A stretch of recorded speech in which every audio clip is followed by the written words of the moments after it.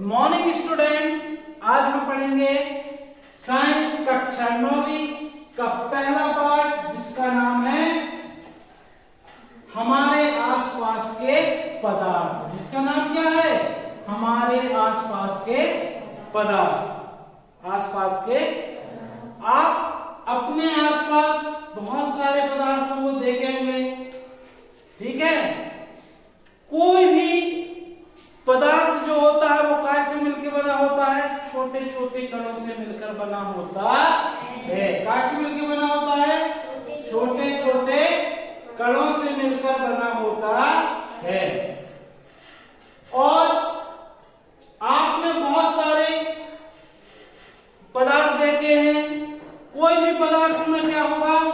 आकार भी हो सकता है, आयतन भी हो सकता है। कोई जरूरी नहीं कि आकार निश्चित हो, लेकिन आयतन तो रहता ही है। वो सब क्या कहलाते हैं? पदार्थ कहलाते हैं। क्या कहलाते हैं? ठीक है। सबसे पहले पदार्थ के बारे में हमारे यहाँ के ऋषि मुनियों ने भी बताया था ना। यूनानी ने पदार्थ को इस प्रकार वर्गीकृत किया। आधुनिक वैज्ञानिकों ने पदार्थ के भौतिक गुण और रासायनिक गुण के आधार पर दो प्रकार से वर्गीकृत किया। इस अध्याय में हम भौतिक गुणों के आधार पर पदार्थों के बारे में ज्ञान अर्जित करेंगे। क्या? किसके बारे में? भौतिक गुणों के आधार पर। कौन से गुण? भौतिक गुण के आधार पर हम यह देखेंगे कि कौन सा अर्जित करेंगे। पदार्थ के रासायनिक पहलुओं को आगे के अध्याय में हम पढ़ेंगे। आगे के अध्याय में हम पढ़ेंगे, ठीक है। चलिए, पदार्थ का भौतिक स्वरूप। पदार्थ कणों से मिलकर बना होता है। पदार्थ कैसे मिलकर बना बच्चों?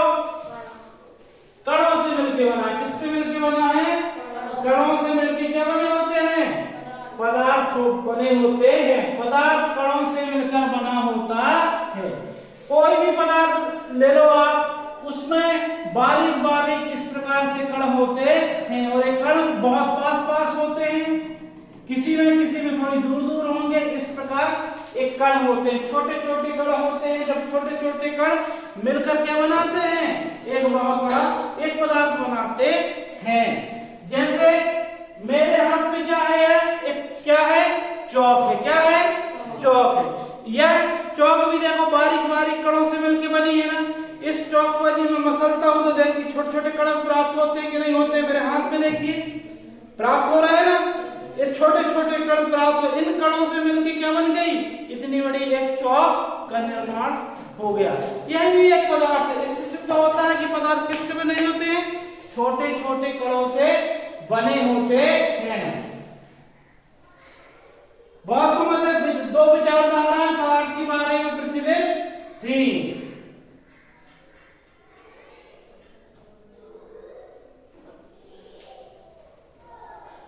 ठीक है। क्रियाकलाप दिए गए हैं, ये क्रियाकलाप हम देख लेंगे। और हमने आपको पहले ही बताया है घन मीटर, है ना।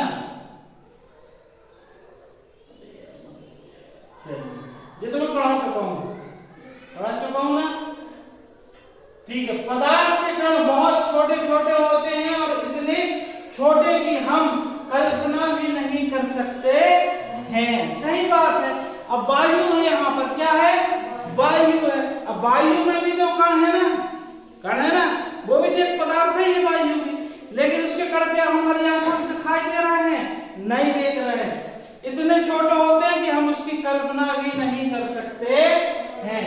पदार्थों के कणों की अभिलक्षणिक गुण कौन कौन से होते हैं? पदार्थों के कणों के बीच के रिक्त स्थान होता, पदार्थों के कणों के बीच रिक्त स्थान होता है कि नहीं होता है? बताइए। होता है। क्या होता है? होता है। किसी में बहुत कम होता है, किसी में ज्यादा होता है। और जैसे गैस हुई तो गैस में बहुत ज्यादा होता है। गैस में क्या होगा? बहुत ज्यादा होगा। ठीक है। गैस में क्या हो गया? बहुत ज्यादा हो गया। ओके। क्रियाकलाप जे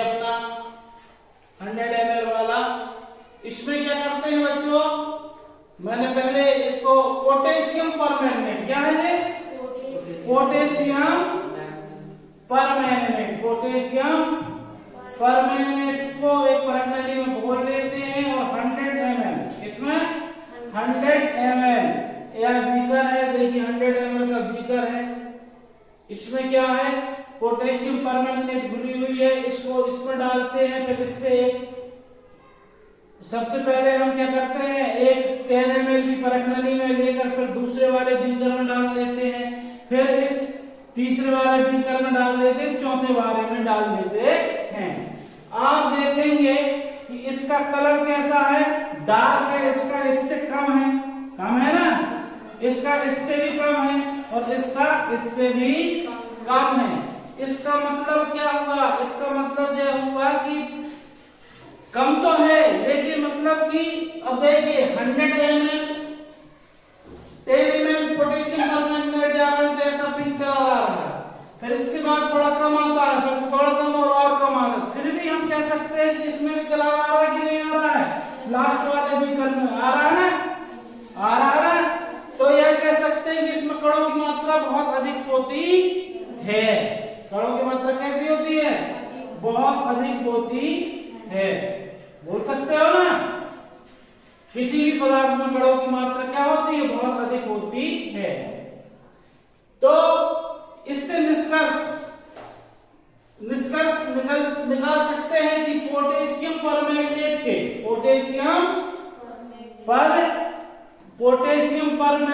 के केवल एक क्रिस्टल में कई सूक्ष्म कण होते हैं। एक कण छोटे छोटे कणों में विभाजित होते रहते हैं। अंततः क्या होता है?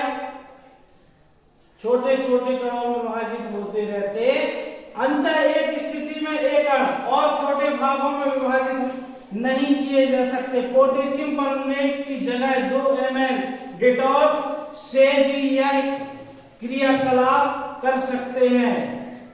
लगातार तनुकृत होने पर भी उसकी महक हमें मिलती रहती है। पदार्थ के कण बहुत छोटे होते हैं, इतने छोटे कि हम कल्पना भी नहीं कर सकते हैं। पदार्थों के अभिलाक्षणिक गुण कौन कौन से होते हैं? पदार्थों के कणों के बीच में रिक्त स्थान पाया जाता है। पहला अभिलाक्षणिक गुण हो गया ना। जब तो वो हिल सकते हैं, बारीक हो सकते हैं ना। ओके। पदार्थों के कण निरंतर गतिशील भी होते हैं। जी बिल्कुल बात सही है। निरंतर कैसे होते हैं? गतिशील होते हैं। कैसे होते हैं? गतिशील होते हैं, लगातार गति करते रहते हैं। अब इसको सिद्ध करने के लिए तो आप ये भी कह सकते हो कि भाई उस कोने में, कमरे के उस कोने में यदि हम एक जलती हुई क्या रख दें?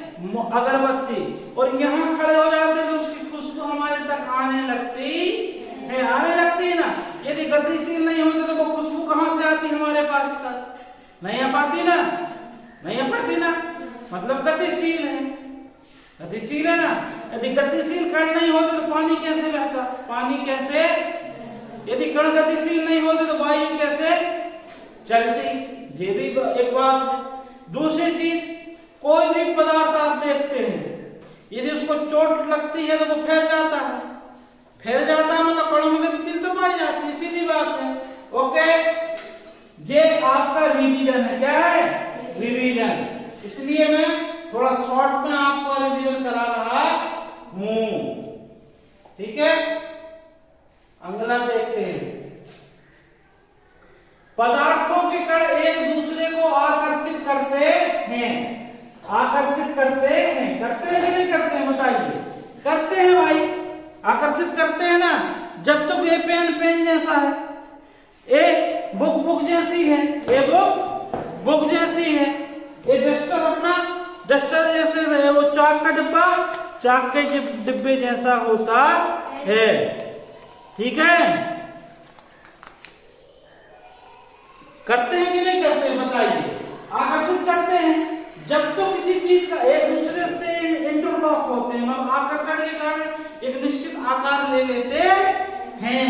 जब तो आकार दिख रहे हैं आपको जो विभिन्न प्रकार के आकार होते हैं। ठीक है, ओके। चलिए, जो बिहू नृत्य का एक वो दिया गया है जिसमें अपन मतलब कि पहले 4 लोग एक दूसरे को कमर से पकड़ लें, फिर हाथ से पकड़े, है ना, फिर हथेली से पकड़े और फिर उंगली से पकड़े।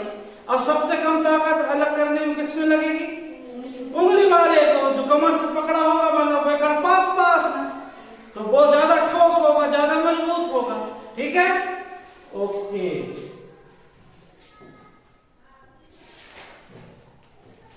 अब हम देखते हैं पदार्थों की अवस्था के बारे में पढ़ते हैं। पदार्थों की अवस्था, पदार्थों की अवस्था। देखिए, मुख्यतः पदार्थ कितनी अवस्था में पाए जाते हैं? 3 अवस्था में। कितनी अवस्था में? 3 अवस्था होती हैं। कौन कौन सी? ठोस, द्रव और गैस। ठीक है, ठोस क्या है? जैसे ये रजिस्टर है, या क्या है? ठोस है। या पेन क्या है? ठोस। या बोर्ड क्या है? ठोस। द्रव आपने देखा होगा, पानी जिसको हम पीते हैं, खाना बनाते हैं। ठीक है, कोई किसी प्रकार का कोई तेली पदार्थ तेल हो जाता है, वो भी क्या है? द्रव। वो भी क्या है? ठोस, द्रव और गैस। और गैस तो जानते हो जिससे हम सांस लेते हैं, वायु में। वायु ये पूरी क्या है? गैस है। मुख्यतः 3 अवस्थाएं पाई जाती हैं।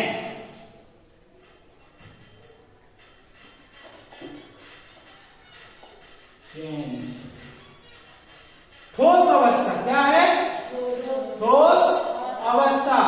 ठोस अवस्था में क्या होता है बच्चों? अब मैं आपको बता दूं कि ठोस अवस्था में वस्तु का आकार एवं सीमाएं और स्थिर आयतन होता है। क्या होता है ठोस अवस्था में? आकार क्या हो जाएगा? निश्चित आकार होगा, सीमाएं होंगी और स्थिर आयतन होता है। और क्या होता है?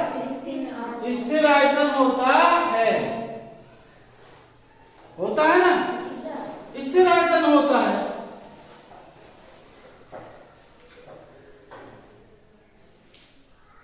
अन्य एक दूसरे में विसरण संभव है कि नहीं, ये क्वेश्चन है कि आप आंसर दीजिएगा। आंसर क्या करना है आपको? देना है।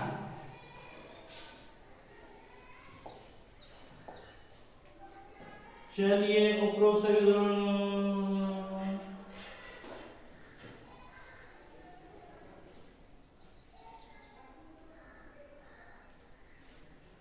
चलिए, ठोसों में क्या होता है? निश्चित आकार होता है। क्या होता है? निश्चित आकार होता है। स्पष्ट सीमाएं होती हैं ठोसों की। स्थिर आयतन यानी नगण्य। अच्छा, संपीड़न क्या होता है? नगण्य मतलब होता है कम। क्या होता है? कम या बहुत कम होता है। क्या होता है? बहुत कम होता है। ठीक है, अब देखो, रबड़ भी एक ठोस है। रबड़ भी क्या है? लेकिन उसमें इलास्टिसिटी यानी खिंचाव पाया जाता है। विभिन्न आकार के बर्तनों में रखने पर चीनी और नमक उन्हीं बर्तनों के आकार ले लेते हैं। मतलब भाई, चीनी को चाहे तुम गिलास में रख लो, चाहे किसी डब्बे में रख लो, कटोरी में रख लो, उसी आकार की हो जाएगी। हो जाएगी नहीं हो जाएगी? हो जाएगी।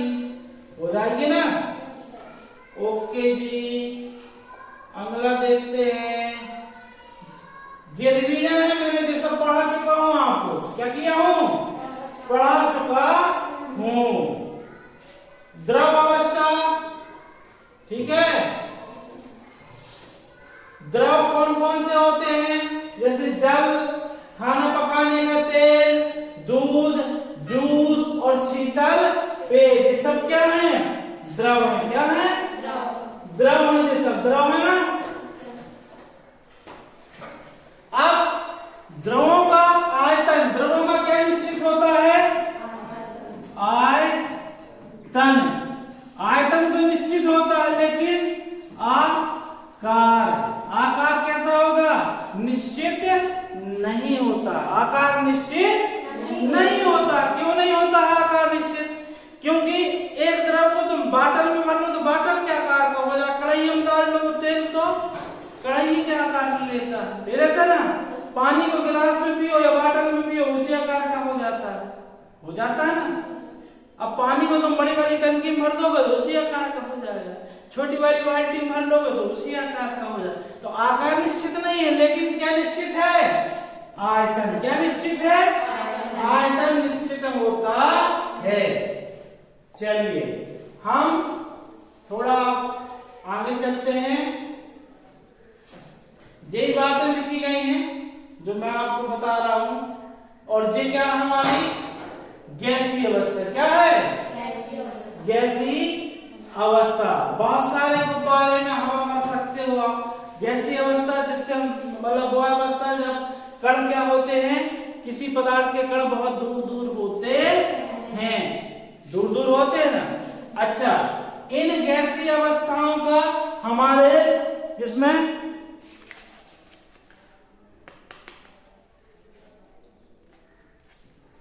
गैसीय अवस्था का हम प्रभाव देख सकते हैं। गैसीय अवस्था को गैस को यदि संपीड़ित कर दो, क्या कर दो? संपीड़ित कर दो तो वो द्रव में परिवर्तित हो जाती है, द्रव में परिवर्तित हो जाएगी ना। इस प्रकार देखिए, एक पिस्टन की सहायता से गैस को दबा देते हैं, सामने रबड़ की कैप लगा देते हैं और गैस खूब दम से दबाते हैं, बहुत ताकत से आप दबाते हैं तो ये क्या बन जाएगी? द्रव। क्या बन जाएगी? द्रव अवस्था में आ जाती है। जिस प्रकार आपके घर में क्या है? एलपीजी के सिलेंडर। क्या है आपके घर में? एलपीजी के सिलेंडर। क्या है? एलपीजी के सिलेंडर है ना घर में, है? अब उसमें जो गैस भरी जाती है वो कैसी रहती है? वो कैसी रहती है? वो गैस कैसी होती है? लिक्विफाइड, मतलब लिक्विड फॉर्म में होती, द्रव अवस्था में होती है। उसमें हाई प्रेशर से मतलब उच्च दाब में गैस को भरा जाता है। ओके, अब हम देखेंगे एलपीजी, बता दिया मैंने। चलिए ये देखिए, आप यह एक आकृति आपको दी गई है, यहाँ पर ठोस के कण है। क्या है? क्या है? ठोस के कण है। क्या है? ठोस के कण। ये कैसे है? पास है। कैसे है? और इनके बीच में ज्यादा मूवमेंट नहीं है, मतलब गति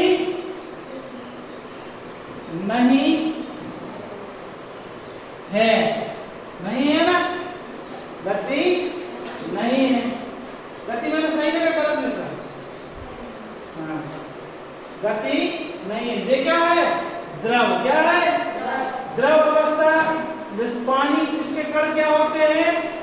थोड़ी दूर दूर होते हैं, दूर दूर देखो गैप है कणों के बीच में, ये गैप दिख रहा है ना।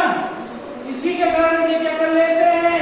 गति करते हैं। क्या करते हैं? गति करते हैं। और गैस में देखो इस प्रकार एक बलून दिया गया है, इस बलून में गैस भरी है, मतलब कण दूर दूर होते हैं और बिल्कुल स्वतंत्र होते हैं। क्या होते हैं? और बहुत तीव्र मतलब बहुत रफ्तार से गति कर सकते हैं।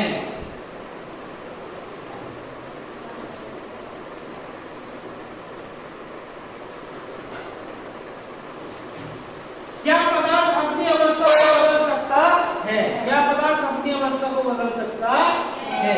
इसका आंसर क्या होगा बच्चे? इसका आंसर आएगा हाँ। क्या आएगा? हाँ, पदार्थ अपनी अवस्था बदल सकता है। बदल सकता है कि नहीं? बदल सकता है। जैसे आप यहाँ देखें ना, पदार्थ क्या है? ठोस। क्या है? ठोस। ये जल जो होता है, जल की ठोस अवस्था क्या है? इसकी जल की ठोस अवस्था क्या होती है? वायु। क्या होती है? और जल की कौन सी अवस्था? द्रव अवस्था क्या होती है? जल। क्या होती है? और जल की गैस अवस्था क्या होती है? जलवाष्प। क्या होती है? जलवाष्प होती है। मतलब एक पदार्थ तीनों अवस्था में हो सकता है। यह बात सिद्ध होती कि नहीं होती?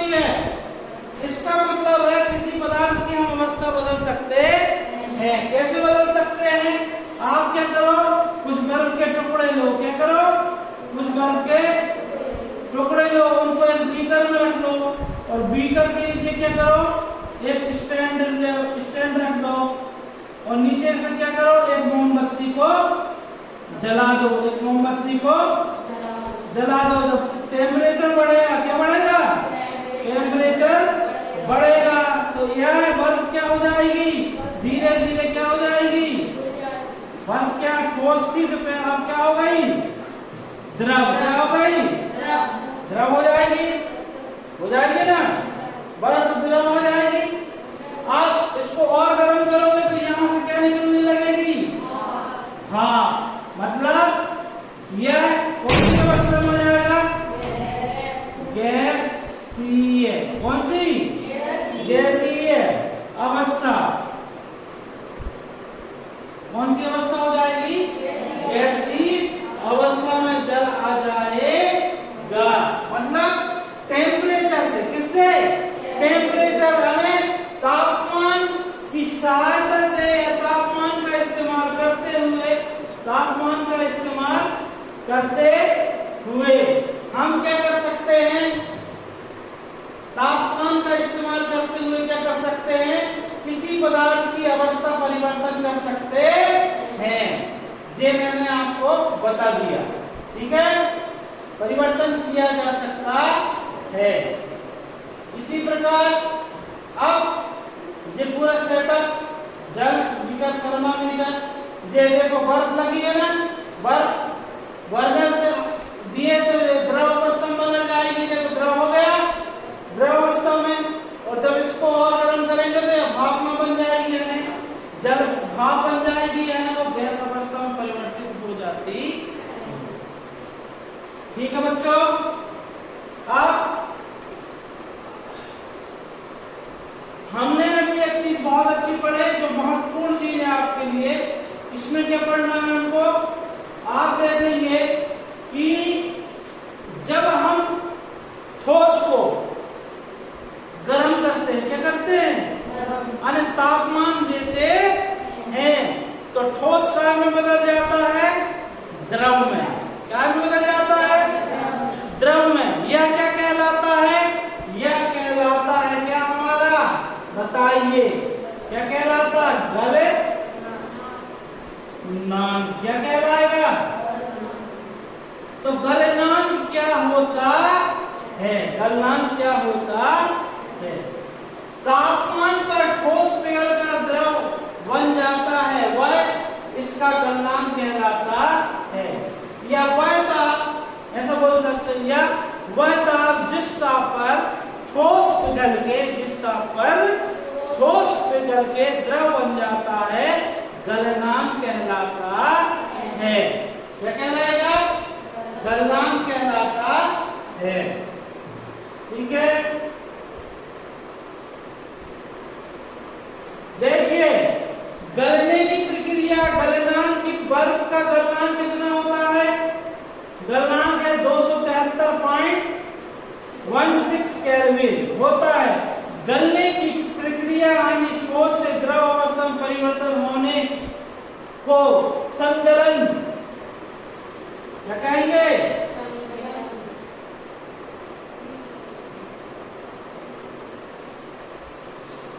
संगलन भी कहते हैं। किसी ठोस के, किसी, देखिए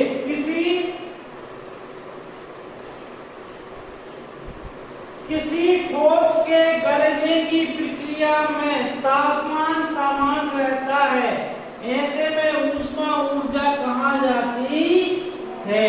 अब कहाँ जाती है मैं बताऊं, वो ऊष्मा या ऊर्जा अवस्था परिवर्तन के काम आती है। इसे गलन की गुप्त ऊष्मा भी कहते हैं। क्या बोल रही है, गलन की गुप्त ऊष्मा भी कहते हैं। ठीक है, जान लो, सब पढ़ चुके हो।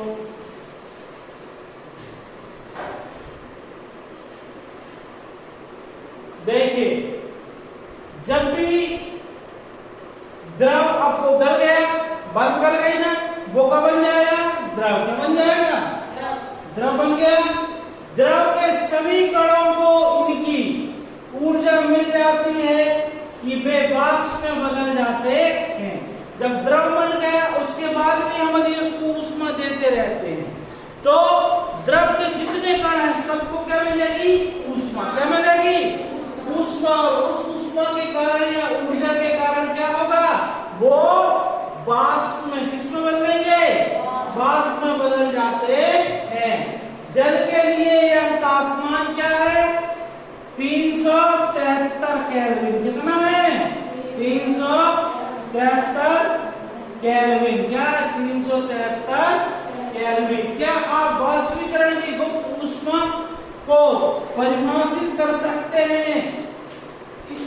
इसे उसी तरह परिभाषित कीजिए जैसे हमने संकलन की प्रसुप्त ऊष्मा को परिभाषित किया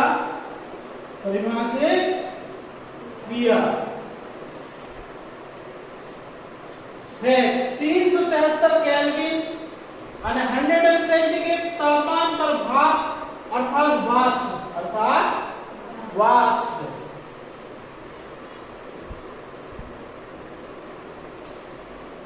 के कणों में उसी तापमान पर पानी के कणों की अपेक्षा अधिक ऊर्जा होती है। ऐसा इसलिए क्योंकि भाप के कणों ने वाष्पीकरण की गुप्त ऊष्मा के रूप में अतिरिक्त ऊष्मा अवशोषित कर ली है। ठोस अवस्था में देखिए, ठोस अवस्था में जब आप ऊष्मा देते हैं तो काय में बदल जाती है? द्रव में बदल जाती है। द्रव को ऊष्मा देते हैं तो गैस में बदल जाती है। गैस को ठंडा कर दो तो क्या बन जाएगा? द्रव। और द्रव को और ठंडा कर दो तो क्या बन जाएगा? ठोस। क्या बन जाएगा? ठोस बन जाता है। यहाँ इस जब हम ठोस को द्रव बनाएंगे तो ऊष्मा देंगे और यहाँ से नीचे तो ऊष्मा निकलेगी। क्या होगी? ऊष्मा निकल जाती है। ओके, चलिए आगे बढ़ते हैं।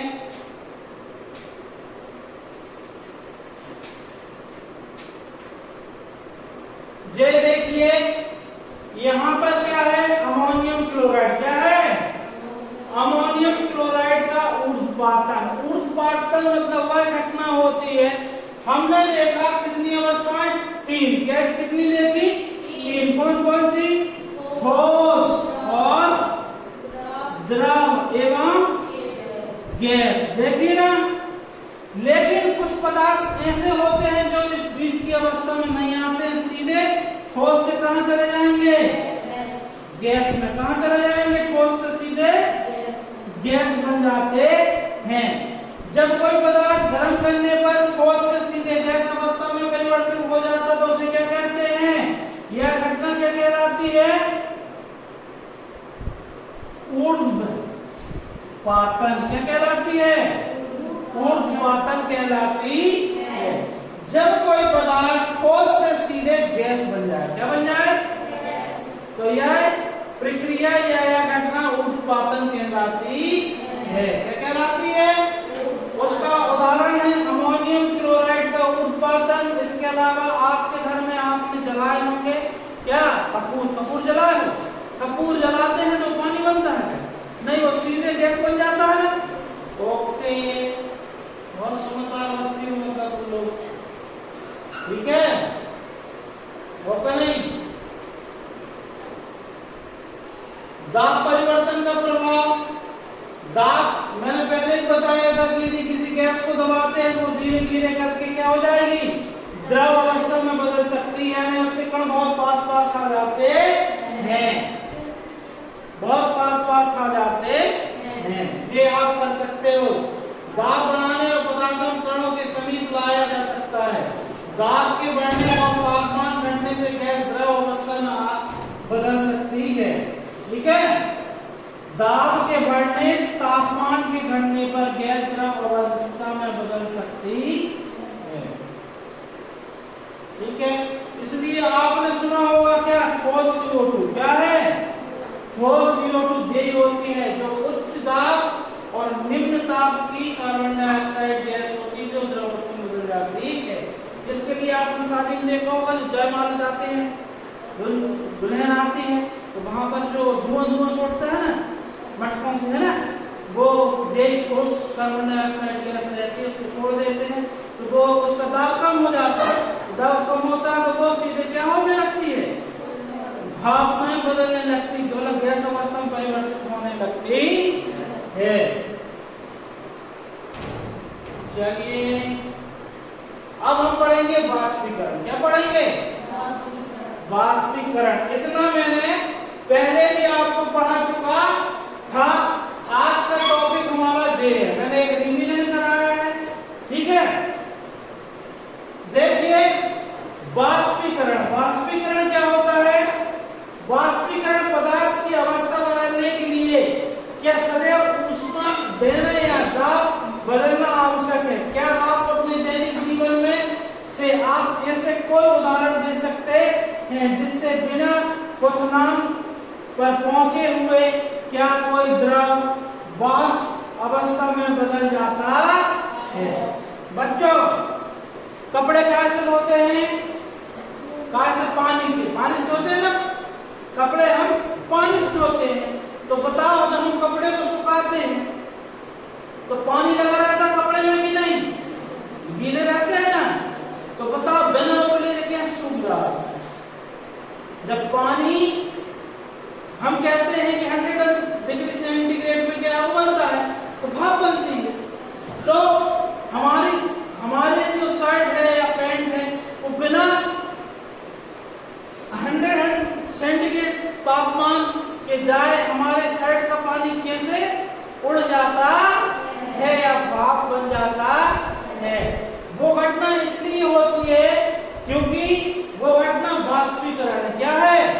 वाष्पीकरण। जल को थोड़ा छोड़ देने पर या धीरे धीरे वाष्प में परिवर्तित हो जाता है।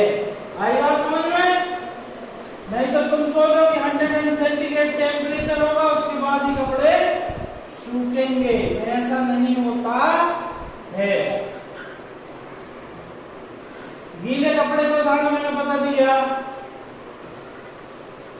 हम जानते हैं कि पदार्थों के कण हमेशा गतिशील रहते हैं। कोई भी पदार्थ हो दुनिया का उसके कण कैसे रहेंगे? हमेशा कैसे रहेंगे? गतिशील होंगे। कैसे होंगे? और कभी रुकते नहीं। एक निश्चित तापमान पर गैस, द्रव, ठोस के कण में विभिन्न मात्रा में गतिज ऊर्जा होती है। द्रवों में सतह पर स्थित कणों के कुछ अंशों में इतनी गतिज ऊर्जा होती है कि वे दूसरे कणों के आकर्षण बल से मुक्त हो जाते हैं और क्वथनांक से कम तापमान पर द्रव के वाष्प में परिवर्तन होने की इस प्रक्रिया को वाष्पीकरण कहते हैं। अब कोई पूछे व्हाट इज द वेपराइजेशन, है ना, या वाष्पीकरण क्या होता है? तो क्या है? ठोस या द्रव के कण हमेशा गतिशील होते हैं, ठीक है। द्रवों में एक गुण पाया जाता है कि उसके कण कुछ ज्यादा गतिशील होते हैं ठोसों की अपेक्षा।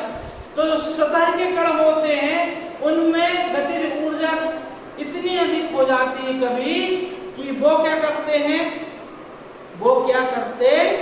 गतिज ऊर्जा ज्यादा हो जाती है, वातावरण से ऊष्मा मिलती है उनको, गतिज ऊर्जा उनकी वैसे बढ़ जाती है। तो वो अपने दूसरे कणों से जो गुरुत्वाकर्षण के कारण एक साथ रहते हैं वो गुरुत्वाकर्षण से ज्यादा क्या हो जाएगी? गतिज ऊर्जा। किससे ज्यादा हो जाएगी? गुरुत्वाकर्षण से। किससे? गुरुत्वाकर्षण बल से। किससे? ये गुरुत्वाकर्षण बल से क्या ज्यादा हो जाएगी? गतिज ऊर्जा। तो कण क्या हो जाएगा? मुक्त हो जाता है। तो ऐसे कण जो होते हैं क्वथनांक से कम तापमान पर द्रव के वाष्प में परिवर्तन होने की इस प्रक्रिया को वाष्पीकरण कहते हैं। अगला टॉपिक देखते हैं।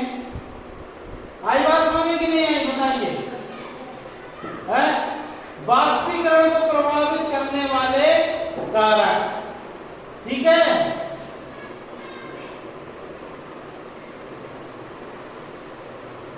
आप क्या करें? एक परख नली में 5 ml क्या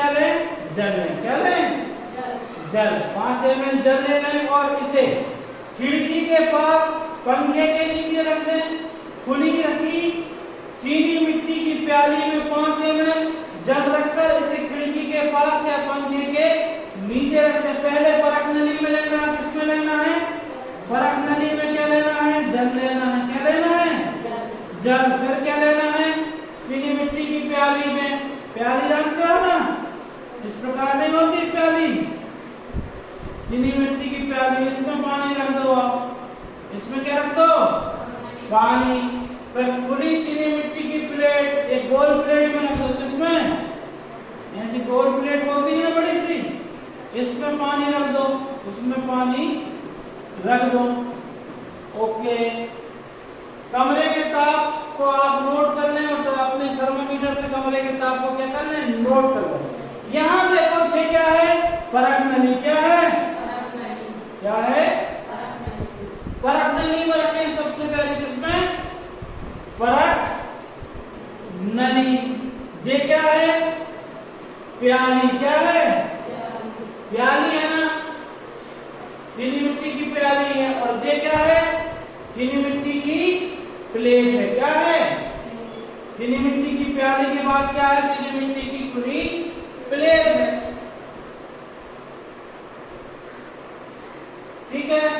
देखो इसका क्षेत्रफल ज्यादा है ना, क्षेत्रफल ज्यादा है, इसका कम है, इसका और भी कम है।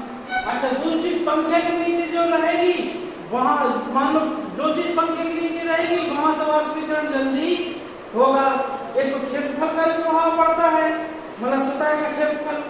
दूसरा, सतह का वायु से संपर्क कैसा हो रहा है, इसका भी प्रभाव पड़ता है।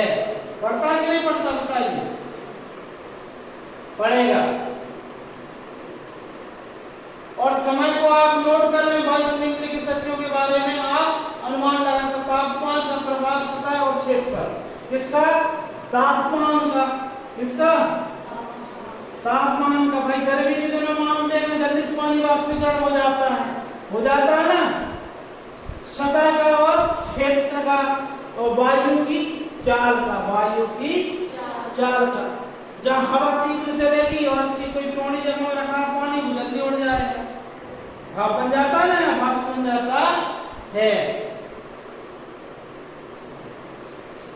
चलिए, समझ में आ रहा है नहीं आ रहा? बताइए। सतह का, अब देखो सतह क्षेत्र बढ़ने पर अब हम जानते हैं कि वाष्पीकरण एक सतही प्रक्रिया है। सतही क्षेत्र बढ़ने पर वाष्पीकरण की दर क्या हो जाएगी? क्या हो जाएगी? बताइए। बढ़ जाएगी। क्या हो जाएगी? भाई सतही क्षेत्र बढ़ेगा तो वाष्पीकरण कैसा होगा?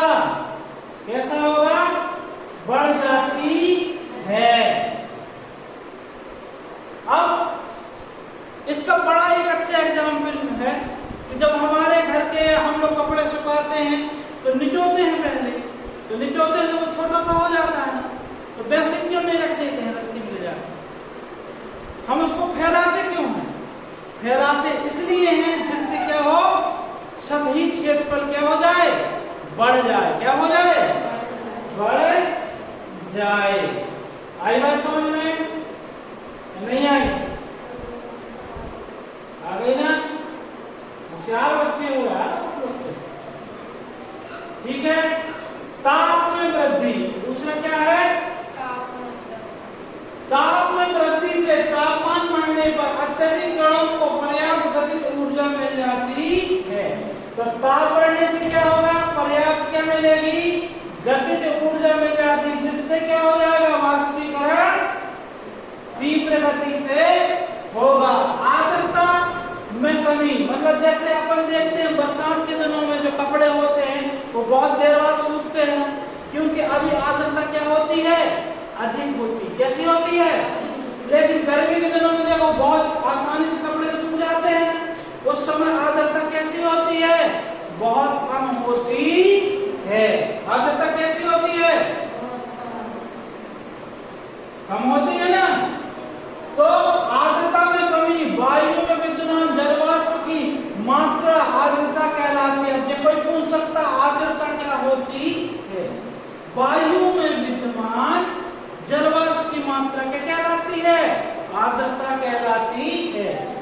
किसी निश्चित तापमान पर हमारे आसपास की वायु एक निश्चित मात्रा में ही जल का वाष्पन होता है। जब वायु जल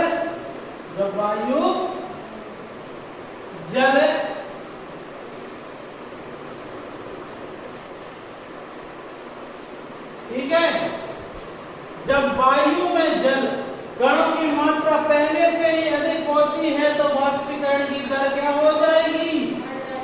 वाष्पीकरण की दर घट जाएगी। ध्यान रखना है ना, आर्द्रता अधिक होने पर वाष्पीकरण कम होगा और आर्द्रता कम होने पर वाष्पीकरण अधिक होगा। उल्टा चलता है ना, ठीक है, ओके।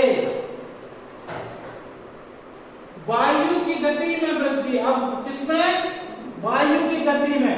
हम जानते हैं कि तेज हवा में कपड़े जल्दी सूख जाते हैं। हम कहते हैं ना कि बरसात के दिनों में पंखा के नीचे रख दो, वो पंखा के नीचे सुखा दो कपड़े, कहते हैं ना।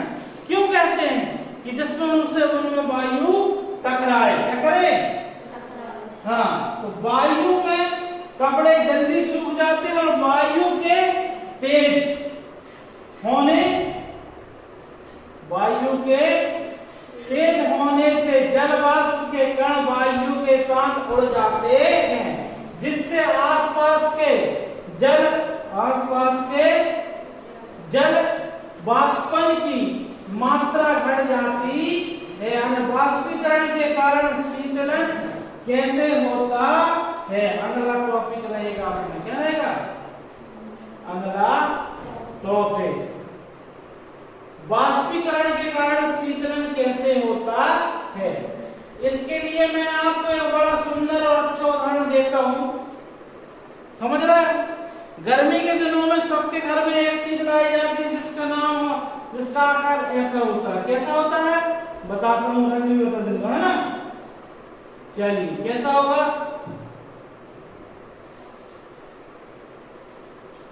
होता है, ठीक है। इसमें हम क्या करते हैं? क्या डालते हैं इसमें? हम क्या डालेंगे? पानी डालेंगे। क्या डालेंगे? पानी डालते, पानी रखते हैं। क्यों रखते हैं? क्यों रखते हैं बता? जिससे हमें ठंडा पानी पीने मिलता है। अब क्या होता है? यह मिट्टी का बना होता है, तो मिट्टी का बना होता है तो इसमें क्या होते हैं? बारीक बारीक क्या होते हैं? बारीक बारीक छिद्र होते हैं। क्या होते हैं? बारीक बारीक छिद्र होते हैं। इसकी सतह में चारों ओर बारीक बारीक हमारी आंखों से नहीं दिखाई देते, ऐसे छिद्र होते हैं। अब होता क्या है? छिद्र होते हैं तो इससे क्या होता है? जो पानी जो होता है हमारा, क्या होता है? पानी इसकी सतह में, इस बारीक सतह में ऐसे पसीज आ जाता है ना, देखा होगा आपने, नीला सा रहता है ना मटका। अब इससे होता क्या है कि अब जब बाहर की सतह में आ गए तो यहाँ वायु भी ऊर्जा दे रही है, ठीक है, वायु भी है, तो जो अंदर के जो पानी के कणों से क्या करते हैं? ऊर्जा ग्रहण कर लेते हैं। ऊर्जा ग्रहण करके यहाँ से उड़ जाते हैं। कहाँ चले जाते हैं? कण उड़ जाते हैं। इनकी गतिज ऊर्जा बढ़ जाती है तो यहाँ से दूर चले जाते हैं ना। तो जब इनसे गतिज ऊर्जा किससे लिए हैं? वो अंदर वाले कणों से। किनसे लिए हैं?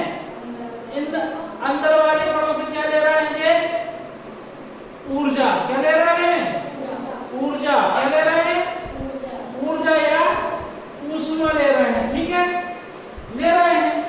और अपनी गतिज ऊर्जा बाहर के कण क्या कर रहे हैं? बढ़ा रहे हैं। तो जब यहाँ से ऊर्जा कम होगी और ये इस बाहरी कणों में ज्यादा हो जाएगी तो अंदर का तापमान कैसे हो जाएगा? अंदर का तापमान क्या होगा? कम। क्या होता है? होता है। और मटके का पानी हमें कैसा लगता है?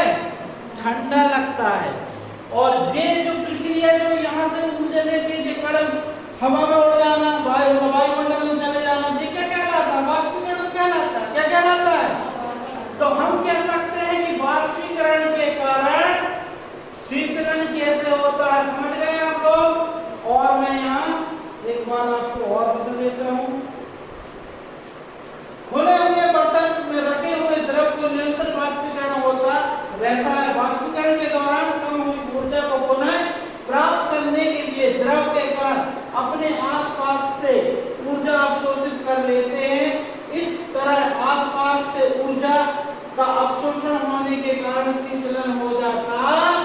है। अब अपने आसपास से भाई जल के कण जले से ऊष्मा लेंगे ना, जो मटके के अंदर बड़ा वो जल से लेंगे, वहां से ही पास होगा ना, वो वहां से ऊष्मा लेने से शीतलन हो जाता है।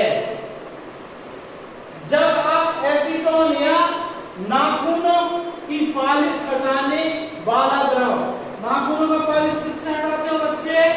एसीटोन से। किससे?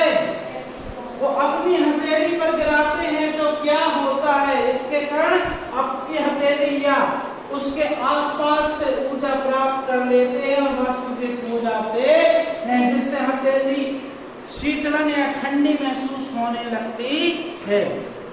महसूस होने लगती नहीं लगती बताइए? ठंडी महसूस होने लगती है। ठीक है। इसी प्रकार एक उदाहरण और यदि मैं आपको समझा देता हूं, आपने देखा होगा, आपने देखा होगा, क्या देखा है? चलिए, आपने देखा होगा कि हम क्या करते हैं गर्मी के दिनों में? गर्मी के दिनों में क्या करते हैं हम लोग?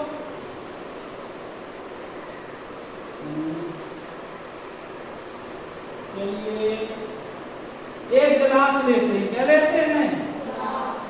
गिलास लेते हैं। इस गिलास में क्या करते हैं?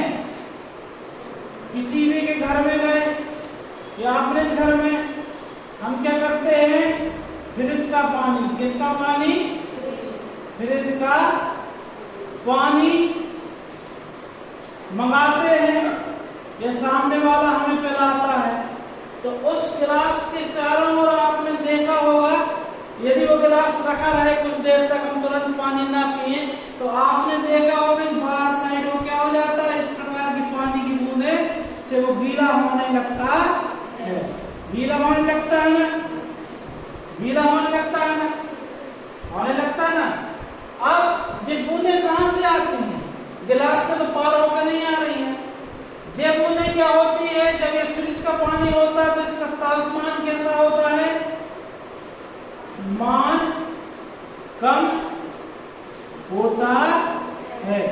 इस जल का तापमान कैसा होगा? कम होगा।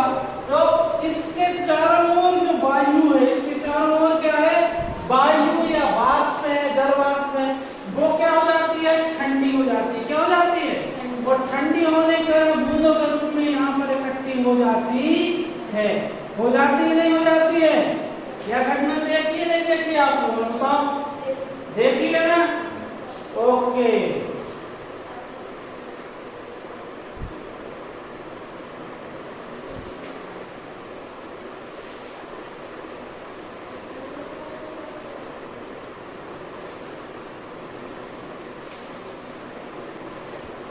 इसी प्रकार हमारे शरीर में जो पसीना आता है, और जब पसीना हवा लगती है तो पसीना उड़ जाता है ना, तो हमें शीतलन महसूस होती है ना?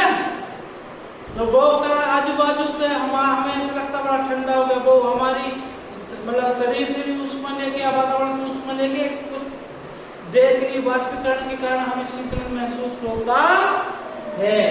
इसके बाद आप इस पाठ के सभी क्वेश्चन आंसरों का हल कर लीजिएगा।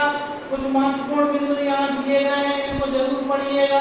तो दिए गए ना, आपने क्या सीखा? इसमें बहुत ही महत्वपूर्ण चीजें होती हैं, बिल्कुल सभी बच्चे इसको 2-4 बार पढ़ लेना अच्छे से। थैंक यू इस वीडियो देखने के लिए। यह धन्यवाद आपका। चैनल को सब्सक्राइब करें, लाइक करें, और हो सके तो अधिक से अधिक शेयर करें। रिकॉर्डिंग भाई